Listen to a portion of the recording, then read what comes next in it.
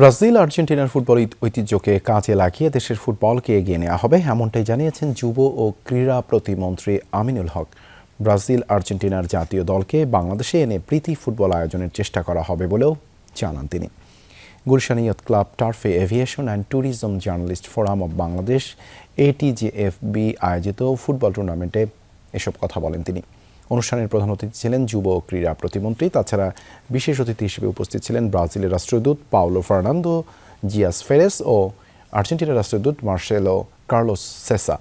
অনুষ্ঠানে প্রতিমন্ত্রী আরও বলেন, সরকার স্পোর্টস ডিপ্লোমেসিতে সর্বোচ্চ গুরুত্ব দিচ্ছে, সর্বস্তরের খেলাকে ছড়িয়ে দিতে কাজ করছে সরকার। বলেন, ফুটবল উন্মাদনাকে কাজে লাগিয়ে বিশ্ব সম্প্রীতি গড়ে তোলার মতো চলমান প্রচেষ্টা অব্যাহত থাকবে।